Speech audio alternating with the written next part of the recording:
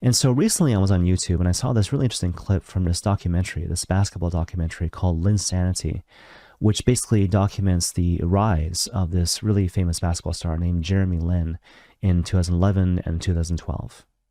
Now, I gotta admit that I'm not a huge basketball fan, but from what I can gather based on my research and based on my watching of this clip, Jeremy Lin kind of came to prominence in 2011 when a bunch of injuries hit the New York Knicks.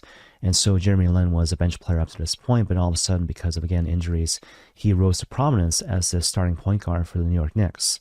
And then he proceeded to kind of rattle off a huge number of points in a really short period of time, which gave rise to this movement called Linsanity. Basically, this idea that the world was completely captivated by the rise of this Asian NBA star, especially, of course, Asian communities throughout the course of the whole world. Anyways, arguably, the peak of Linsanity came about in February 2012 when Jeremy Lin and the Knicks were about to play Kobe Bryant and the Los Angeles Lakers. And so basically, just to kind of set things up, in the aftermath of the previous Lakers game, Kobe Bryant was being interviewed by the press, and specifically he was being interviewed about Jeremy Lin. Now, what's interesting is that a lot of people will remember this interview in a sense of Kobe basically dissing Jeremy Lin, in a sense of saying, I have no idea who Jeremy Lin is. But if you watch the clip, that's not exactly what he says, right? So what he says is he's heard of Jeremy Lin, but he just isn't aware of the recent exploits of Jeremy Lin, which has given rise to Linsanity. In any case, as the story goes, Jeremy Lin apparently heard about this post-game interview by Kobe Bryant and then went on to play the game of his entire career, right? And so the Knicks beat the Lakers, Jeremy Lin outscored the legendary Kobe Bryant, and I think he even scored the winning basket, right? And this gave rise to this really interesting post-game news conference. So obviously everyone knew the question that was going to come, right? So everyone knew that the press was going to lead with this question, you think Kobe knows you now, right? And Jeremy, this is kind of more to the point, in the context of the documentary, he talks about this moment, right? So he actually had a plan, right? And so basically what he says in the documentary is that going to the game, he had this dream that he would like dominate the game, and then he would go to this post-game press conference. The question would be asked, and he would say, in response to, do you think Kobe knows you now? He would say, who's Kobe, right? So eye for an eye, tooth for a tooth. But then what he did instead, like in the moments, he actually prayed about it. And this comes through in the documentary, right? So he actually prayed about it. And so what he says in the documentary is that I stopped, and again, I was going to say that thing, who's Kobe? But then I stopped and I prayed about it, and I kind of asked myself, what would Jesus do? And I kind of came to the conclusion almost immediately that, Jesus probably wouldn't say that. So what he said instead was, I don't know, you have to ask Kobe. Okay, now the reason why I bring up that particular example is because in my mind, it's infinitely relatable, right? And so a lot of times, just kind of think about it.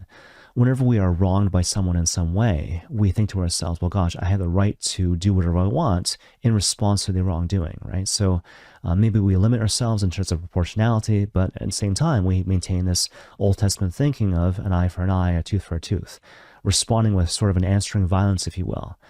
But in those moments, we need to remember the gospel, right? And so again, love your enemies and what?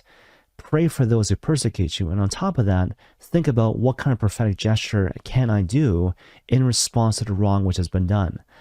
Mindful of the fact that this person who has wronged me in some way, this person is not really my enemy. The enemy is always the devil. The enemy is always sin. And so what is the Lord calling me to do to bring my enemy back into the fold? Mindful that this person at the end of the day is my brother or sister in Christ.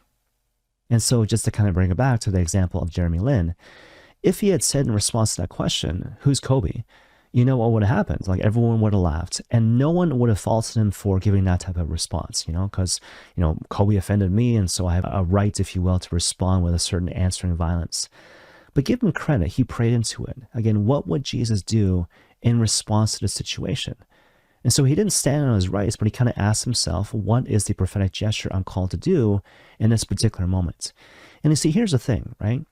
Was Kobe actually changed in response to Jeremy Lin's action or his decision to not lash out in response to the perceived slight or wrongdoing? Who knows? I have no idea. I have no idea if Kobe was actually changed. But that's not the point, right?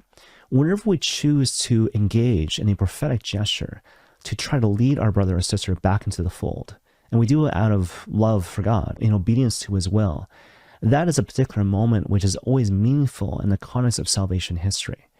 And so, I don't know, I can only speak for myself, but when I saw that scene from that documentary on YouTube, It changed me.